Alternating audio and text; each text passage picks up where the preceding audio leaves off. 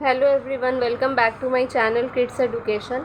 In today's video, I am going to explain the chapter 3 Animals and Their Babies of your class 4 ICSC Lakhmir Singh science book. Video start करने से पहले मैं आप सबसे request करना चाहती हूँ कि अगर आप मेरे चैनल पर पहले बार आए हैं तो प्लीज़ मेरे चैनल को सब्सक्राइब ज़रूर करिएगा, और अगर आपको वीडियो से हेल्प मिलती है तो वीडियो को लाइक भी ज़रूर करिएगा।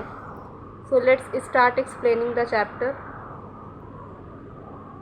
One of the important characteristics of living things is that they reproduce or give birth to young ones of their kind. तो हर एक लिविंग थिंग की जिसके अंदर जान होती है, सबसे एक बहुत ही इम्पॉर्टेंट कैरेक्टर जो है वो ये है कि वो रिप्रोड्यूस कर पाते हैं या फिर अपने ही जैसे बच्चों को पैदा कर पाते हैं। Some animals lay eggs from which little ones hatch out, some animals give birth to babies. कुछ जानवर जो होते हैं वो अंडे देते हैं जिनमें से उनके बच्चे बाहर निकलते हैं, और कुछ जानवर जो है वो डायरेक्टली बच्चों को जन्म देते हैं। Egg laying animals, many different types of animal lay eggs including birds and fish. Eggs come in a variety of colour, shapes and sizes. कुछ जानवर ऐसे हैं जो अंडे देते हैं, जैसे कि बर्ड्स और फिशेस। तो अंडे जो है वो अलग अलग तरह के होते हैं, कुछ का कलर अलग होता है, शेप्स अलग होता है, साइज़ भी अलग होता है। Birds bear their young in hard shell eggs which hatch after some time. Adult birds sit on और incubate the eggs to keep them warm until they hatch. जो चिड़िया होते हैं, जो बर्ड्स होते हैं, वो क्या करते हैं, अपने जो बच्चे हैं वो अंडों के फॉर्म में उनके बच्चे जो है पहले निकलते हैं, और उनके जो बच्चे हैं वो अंडों में रहते हैं, जो कि बहुत ही ज़्यादा हार्ड छिलके से कवर होता है, और कुछ दिन के बाद उनके बच्चे उस अंडे से बाहर निकलते हैं। जो एडल्ट बर्ड्स होते हैं वो उन अंडों पे बैठकर उन्हें सेकते हैं ताकि उससे उन्हें वार्मथ मिले, गर्मी मिले, जिससे वो बाहर निकल के आ पाएँ। पार्ट्स ऑफ एन एग, तो ये जो डायग्राम आपको दिया हुआ है, यहाँ पे एग के डिफरेंट पार्ट्स होते हैं, वो हमें एक्सप्लेन किया गया। सबसे नंबर 1 है shell. An egg shell is covered with as many as 17,000 tiny pores. Air and moisture can pass through these pores. It is made almost entirely of calcium carbonate. The shell also has a thin outermost coating called the cuticle that helps keeps out bacteria and dust. तो अंडे का जो छिलका होता है वो 17,000 छोटे छोटे पोर्स से बना होता है, और इस पोर्स में से ही हवा और जो नमी है वो बाहर के एटमॉस्फेयर से अंडों के अंदर पास करती है। और ये जो छिलका होता है अंडे का वो कैल्शियम कार्बोनेट से बना हुआ होता है। इस शेल का एक बहुत ही पतला सा आउटर मोस्ट कोटिंग होता है जिसको हम कहते हैं क्यूटिकल, जो कि बैक्टीरिया और डस्ट को बाहर रखने में मदद करता है। Inner and outer membranes lying between the eggshell and egg white, these two transparent protein membranes provide efficient defense against bacterial invasion. इसके बाद एग शेल के बाद जो लेयर होता है वो है इनर एंड आउटर मेम्ब्रेन। ये 2 लेयर्स होते हैं, ये एग शेल और एग वाइट के बीच में रहते हैं। ये 2 ट्रांसपेरेंट प्रोटीन मेम्ब्रेन है जो कि बैक्टीरिया के से एग को बहुत ज़्यादा बचाते हैं, और ये केराटिन से बने हुए होते हैं। वो जो प्रोटीन होता है वो ह्यूमन हेयर में भी प्रेजेंट होता है। Air cell, and air space forms when the contents of the egg cool and contract after the egg is laid. The air cell usually rest at the egg's larger and.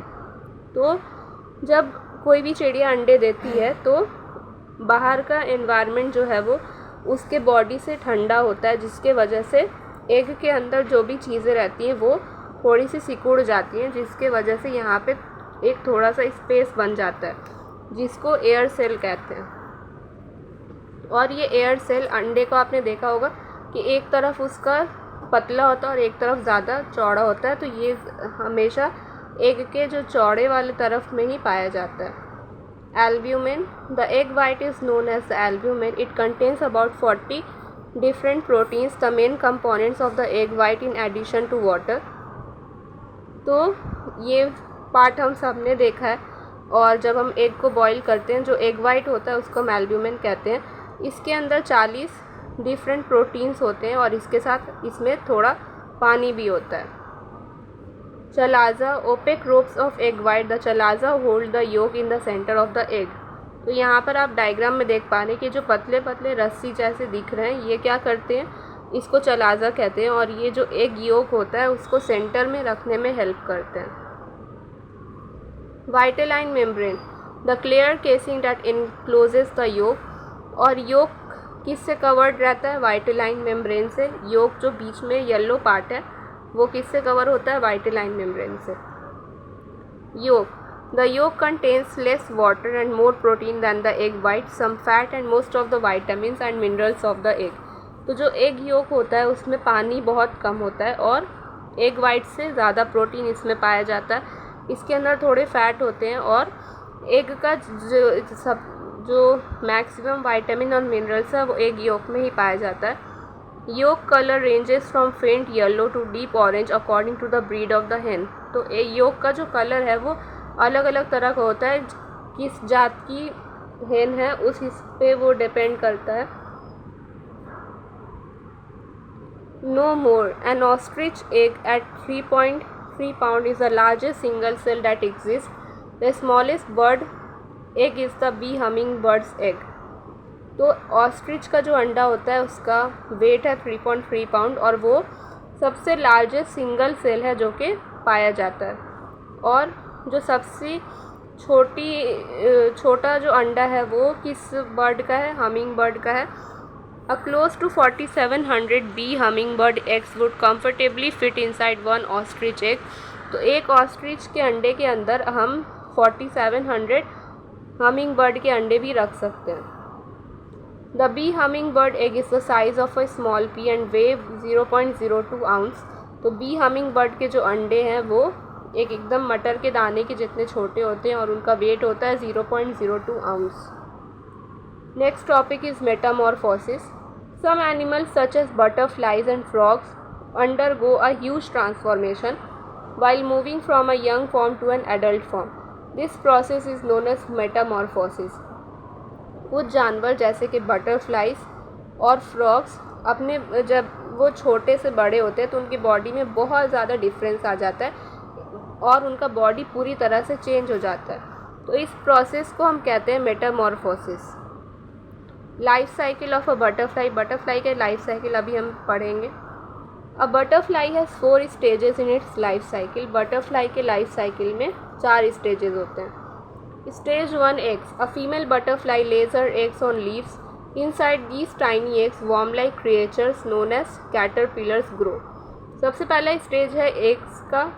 एक female butterfly है जो है वो अपने अंडे पत्तों के ऊपर देती है और उन छोटे छोटे अंडों में से वर्म लाइक कीड़े जैसे कुछ क्रिएचर्स बाहर निकलते हैं जिन्हें कैटरपिलर कहा जाता है और वो धीरे धीरे बड़े होते हैं।